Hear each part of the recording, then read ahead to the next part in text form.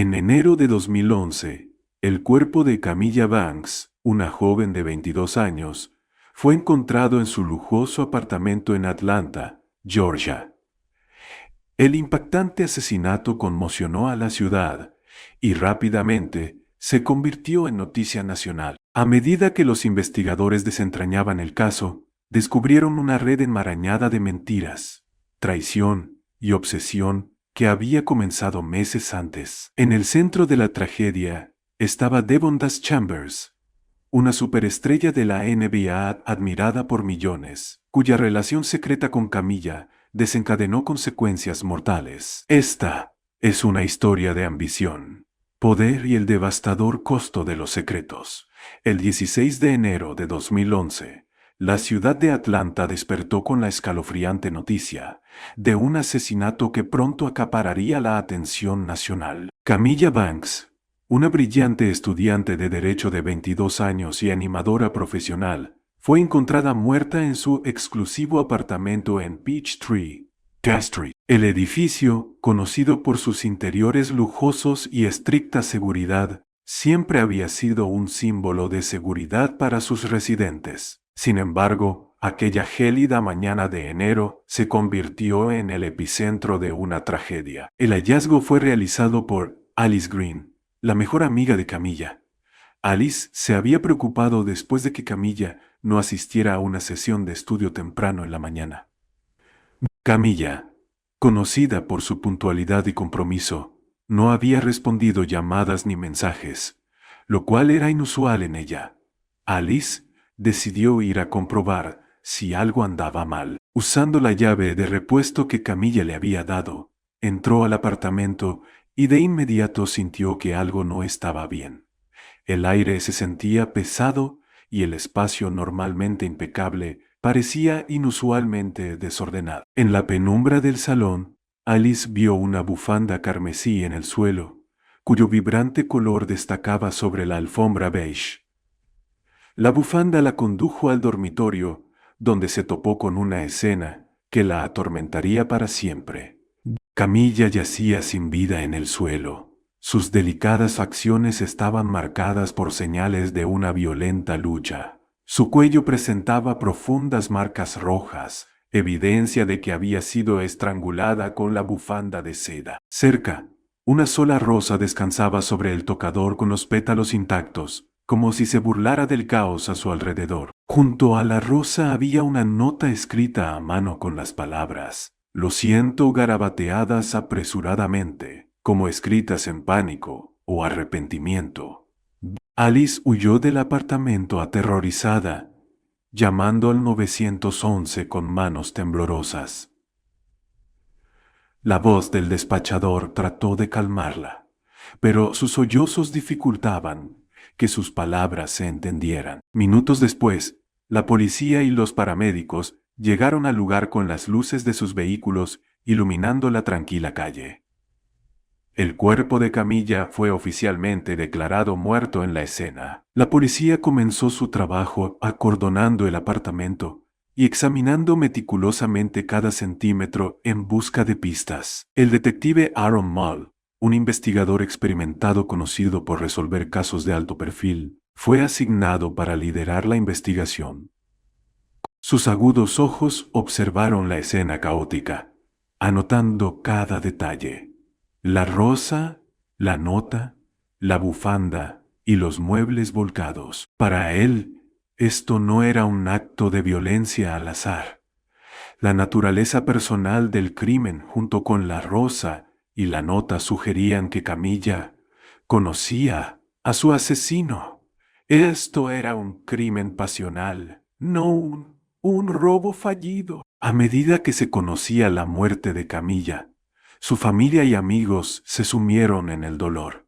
Su madre, Patricia Banks, viajó desde Charlotte con el corazón roto, acercándose cada vez más a la realidad que tanto temía. Camilla había sido su orgullo y alegría, un faro de esperanza en su familia.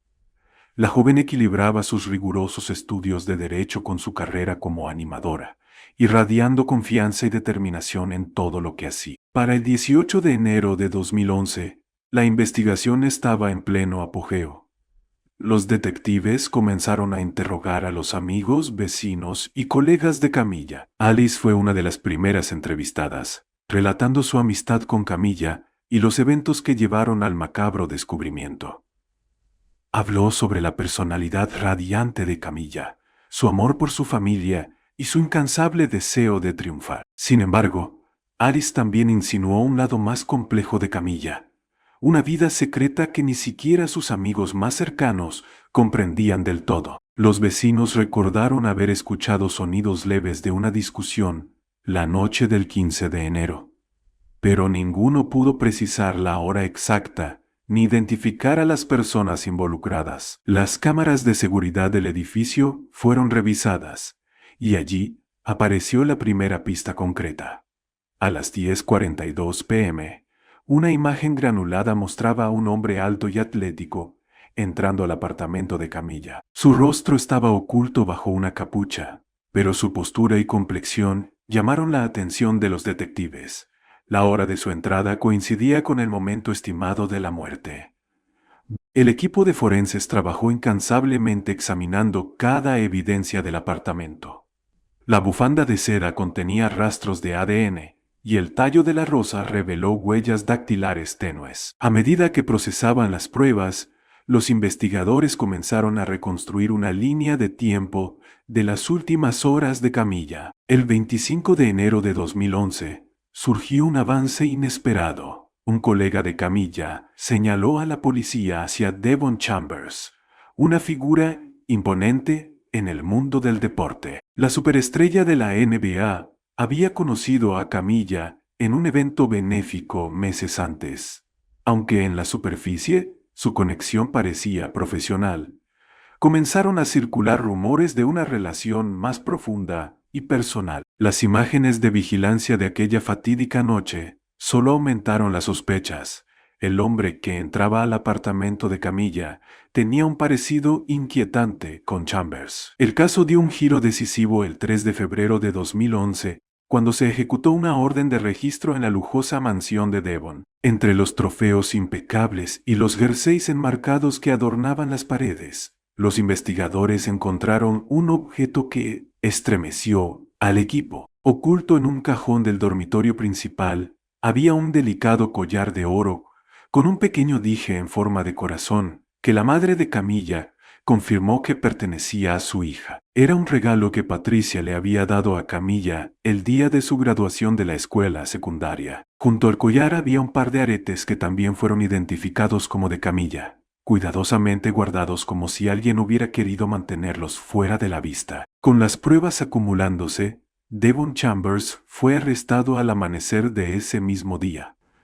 La imagen del celebrado atleta esposado conmocionó a la comunidad. Aunque Devon mantuvo su inocencia, su actitud serena no logró disipar las crecientes dudas. Para los detectives, las pruebas físicas y la cronología pintaban un panorama diferente. Una historia de celos, pasión y desesperación que llevó a la trágica muerte de una joven. En 2010, Devon Das Chambers era un hombre venerado en el mundo del deporte. A sus 27 años estaba en la cima de su carrera, un jugador de baloncesto celebrado con patrocinios, premios y una base de fanáticos que lo adoraba. Su carisma se extendía más allá de la cancha, donde se le veía como un hombre de familia que donaba generosamente a obras de caridad y hablaba con cariño de su esposa Maya. Juntos eran una pareja perfecta, el tipo que aparecía en portadas de revistas e inspiraba admiración. Maya, su novia desde la escuela secundaria, no solo era su compañera en el amor, sino también su gerente de negocios, moldeando hábilmente su marca en un imperio multimillonario. Sin embargo, detrás de esa fachada de perfección, comenzaban a aparecer grietas. Camilla Banks no se parecía a las personas con las que Devon solía relacionarse. Criada en un hogar modesto en Decatur, Georgia, era una joven con grandes sueños. A sus 22 años, trabajaba arduamente para obtener un título en Derecho en la Universidad de Emory. Su brillantez y determinación le habían asegurado una beca, pero el dinero seguía siendo un desafío. Para llegar a fin de mes, Camilla se unió a un equipo profesional de animadoras. Ese papel la acercó a la élite de Atlanta, donde frecuentemente interactuaba con personas poderosas y adineradas. Camilla destacaba no solo por su belleza, sino también por su energía contagiosa e intelecto agudo. Parecía destinada a la grandeza. Los dos se cruzaron por primera vez en una gala benéfica en la primavera de 2010. Devon, el orador principal del evento, fue presentado a Camilla por un conocido mutuo. Su interacción comenzó de manera inocente. Camilla expresó admiración por su trabajo tanto dentro como fuera de la cancha, mientras que Devon quedó impresionado por su encanto. Al principio, sus intercambios eran profesionales. Conversaciones corteses en eventos o correos ocasionales sobre obras benéficas. Pero con el tiempo, su conexión se profundizó. Devon se sintió atraído hacia Camilla de una manera que no podía ignorar. Para Camilla, la atención de una superestrella global como Devon era embriagadora. Se sentía cautivada por su carisma, la seguridad con la que hablaba y sus promesas de algo más significativo que el mundo superficial y glamoroso que comenzaba a conocer. A finales de 2010, su relación se había vuelto romántica. La riqueza e influencia de Devon la hacían sentir protegida, y sus susurros, asegurándole que su amor era real, la convencieron. Creyó cuando él dijo que su matrimonio con Maya estaba prácticamente acabado. Un cascarón vacío mantenido solo por las apariencias. Pero Devon no fue completamente honesto. A pesar de sus afirmaciones, su matrimonio con Maya permanecía intacto. Maya no era solo su esposa, era la arquitecta de su imagen pública. Manejó su carrera con precisión, asegurándose de que cada acuerdo de patrocinio y cada aparición pública alinearan con su marca. Maya había construido su vida alrededor del éxito de Devon y era ferozmente protectora de su unión. Maya había empezado a notar cambios sutiles en el comportamiento de su esposo. Noches largas en supuestas reuniones de negocios, una creciente distancia en sus conversaciones y un destello de culpa en su mirada. Aunque Maya sospechaba infidelidad, carecía de pruebas y optó por centrarse en sus objetivos compartidos. A finales de 2010, Camilla comenzó a sospechar que las promesas de Devon eran vacías. Las llamadas nocturnas se volvieron menos frecuentes y sus visitas se tornaron apresuradas. Devon aseguraba que todo estaba bajo control, pero sus acciones contaban una historia diferente. Camilla, una mujer de ambición e integridad, se negó a quedarse relegada en las sombras. Tenía sueños de un futuro que no incluían esconderse. Al acercarse el final del año, Camilla tomó una decisión que lo cambiaría todo. Confrontó a Devon exigiéndole claridad y honestidad. Había comenzado a guardar evidencia de su relación, mensajes de texto, correos electrónicos y fotografías que pintaban un cuadro vívido de su aventura. A principios de enero de 2011, Camilla amenazó con revelar la verdad. Estaba cansada de ser ignorada y traicionada, y quería que Devon enfrentara las consecuencias de sus acciones. Le dejó claro que si no cumplía sus promesas, ella lo expondría todo al mundo. Devon entró en una espiral de pánico. Su vida cuidadosamente construida colgaba de un hilo.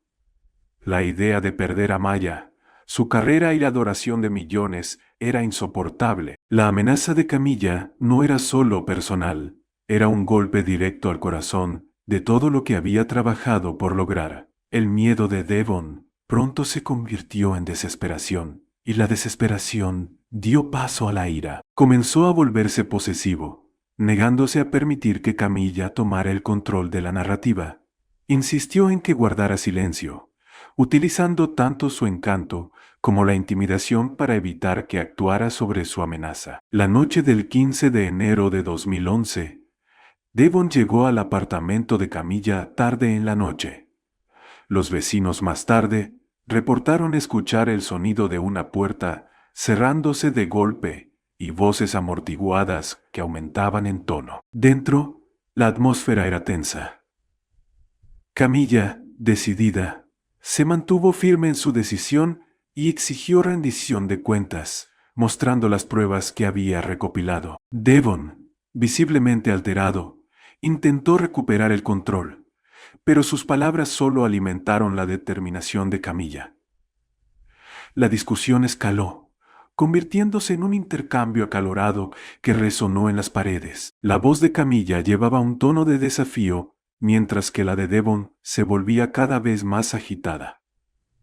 Los vecinos escucharon sonidos de muebles moviéndose, un golpe agudo y luego silencio. La noche volvió a quedar tranquila y nadie pensó en intervenir. Horas después, el cuerpo sin vida de Camilla fue descubierto y los hilos cuidadosamente tejidos de la vida de Devon comenzaron a desmoronarse. Los eventos de esa noche permanecerían envueltos en misterio, pero las consecuencias revelarían la profundidad de la traición, la desesperación y la obsesión que llevaron al trágico final de una joven. En las semanas posteriores al arresto de Devon Chambers, el 3 de febrero de 2011, la investigación sobre la muerte de Camilla Banks se convirtió en el centro de atención nacional. El detective Aaron Moll y su equipo trabajaron incansablemente, reconstruyendo un relato condenatorio a partir de pistas dispersas. Las pruebas no solo eran físicas, sino también digitales, emocionales y profundamente personales, dibujando un panorama de traición, obsesión y finalmente violencia. El primer gran avance ocurrió cuando desbloquearon el teléfono de Camilla. Su contenido ofreció una inquietante mirada a sus últimos días. Los mensajes de texto entre Camilla y Devon revelaban una relación tumultuosa. Camilla había expresado su creciente frustración y miedo, mientras que las respuestas de Devon oscilaban entre disculpas suplicantes y desaires coléricos. Los mensajes, impregnados de desesperación, detallaban las amenazas de Camilla de exponer su relación y los frenéticos intentos de Devon por silenciarla. Además de los mensajes, las imágenes de vigilancia de la noche del 15 de enero de 2011 mostraban a Devon entrando al apartamento de Camilla. Había llegado poco después de las 10:40 de la noche, con la capucha baja, y permaneció allí por más de 2 horas. Esta línea de tiempo coincidía con la ventana estimada de la muerte de Camilla. Aunque las grabaciones no mostraban lo ocurrido dentro del apartamento, ubicaban a Devon en la escena, contradiciendo su coartada inicial. La coartada de Devon, presentada con confianza, comenzó a desmoronarse a medida que los detectives profundizaban. Había afirmado estar en una reunión privada, en un hotel del centro, con su agente y patrocinadores. Sin embargo, cuando se les presionó, ni su agente ni el personal del hotel pudieron corroborar su presencia. Las inconsistencias arrojaron una sombra sobre su credibilidad, haciendo que su culpabilidad pareciera cada vez más innegable. Los testimonios de los vecinos complicaron aún más la defensa de Devon. Algunos residentes del edificio de Camilla reportaron haber escuchado discusiones acaloradas en múltiples ocasiones en las semanas previas a su muerte. Una vecina, una maestra jubilada que vivía justo enfrente, recordó distintivamente el sonido de la voz de Camilla elevada en enojo, seguida por el tono más grave de Devon la noche del asesinato. Estos testimonios pintaron una imagen sombría de una relación marcada por tensiones y luchas de poder. Cuando el juicio comenzó a principios de 2012, el caso ya se había convertido en un espectáculo mediático. La revelación de la aventura de Devon conmocionó a sus fanáticos, quienes lo habían idealizado como una superestrella familiar y de valores intachables.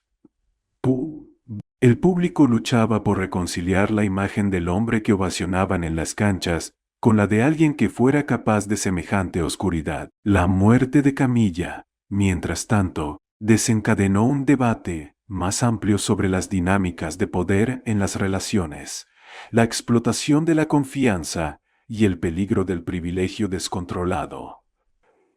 El drama en la sala del tribunal fue tan explosivo como lo prometían los titulares. La fiscalía, liderada por la asistente del fiscal de distrito Marcy White, construyó un caso meticuloso contra Devon. Lo presentó como una figura manipuladora que utilizó su carisma e influencia para controlar a Camilla. La narrativa giró en torno a la idea de que Devon había matado a Camilla en un arranque de ira impulsado por el miedo a perder todo lo que había construido: su carrera, su matrimonio y su reputación. White presentó los mensajes de texto como evidencia de su creciente desesperación, destacando el tono escalofriante de sus últimos intercambios con Camilla. La defensa, liderada por el destacado abogado Stephen Lang, argumentó que la muerte de Camilla fue un trágico accidente durante un encuentro consensuado. Lang intentó retratar a Camilla como emocionalmente inestable,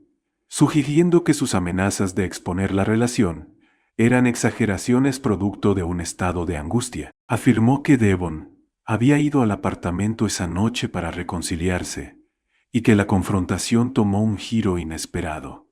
Se enfocó en el historial limpio de Devon y su imagen como un hombre familiar y caritativo durante el juicio. Devon se mantuvo estoico con una expresión difícil de leer. Su esposa Maya asistió a todas las sesiones, inicialmente sentándose en silencio en la galería. Sin embargo, a medida que pasaban las semanas, su presencia se hizo menos frecuente. En privado, Maya enfrentaba su propia devastación. El hombre al que había amado desde la secundaria ahora le era un extraño, y el escándalo público la había arrojado al implacable escrutinio de los medios. Siempre pragmática, Maya comenzó a distanciarse consultando abogados y asesores financieros para proteger su futuro. Los testimonios en la sala del tribunal fueron desgarradores. Patricia Banks, la madre de Camilla, habló sobre los sueños de su hija y la vida que le fue cruelmente arrebatada. Su voz se quebró al describir la última vez que habló con Camilla sin saber qué sería su despedida final. Expertos forenses detallaron las pruebas físicas, incluida la bufanda utilizada para estrangular a Camilla, y los moretones que sugerían una violenta lucha. El alboroto mediático fuera del tribunal reflejaba la intensidad dentro de él. Protestantes sostenían carteles exigiendo justicia para Camilla, mientras que los seguidores restantes de Devon defendían su inocencia. El juicio se convirtió en un microcosmos de problemas sociales más amplios: abuso de poder, la fragilidad de la fama y la vulnerabilidad de las mujeres atrapadas en la órbita de hombres poderosos. Después de semanas de testimonios, el jurado deliberó.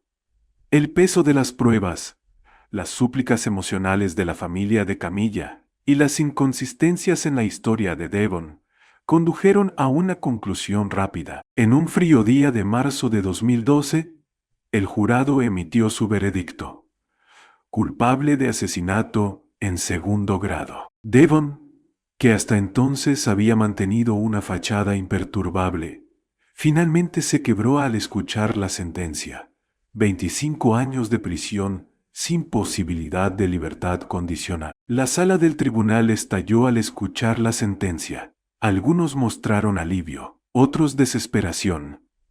Para Maya, el veredicto fue el golpe final. Poco después del juicio, presentó una demanda de divorcio, alegando daños irreparables en su matrimonio. Con determinación, asumió el control de sus bienes compartidos, aprovechando la simpatía pública que había girado a su favor para reconstruir su propia vida. Su transformación de esposa devota a mujer de negocios independiente se convirtió en una historia de resiliencia, un marcado contraste con la caída de Devon. El fin del juicio trajo justicia para la familia de Camilla, pero dejó preguntas persistentes sobre las elecciones y presiones que llevaron a su trágica muerte. El mundo había sido testigo de la caída de un héroe y del robo de la vida de una joven con un futuro brillante. A finales de 2012, Patricia y un pequeño grupo de simpatizantes establecieron la Fundación Camilla Banks. La misión de la organización era clara: proporcionar recursos y apoyo a mujeres jóvenes atrapadas en relaciones tóxicas y manipuladoras. A través de la fundación, Patricia esperaba garantizar que ninguna otra mujer se sintiera tan aislada e impotente como su hija. La fundación ganó tracción rápidamente organizando talleres, creando grupos de apoyo y lanzando una campaña educativa para reconocer señales de alerta en las relaciones. El primer evento público de la fundación se celebró en enero de 2013.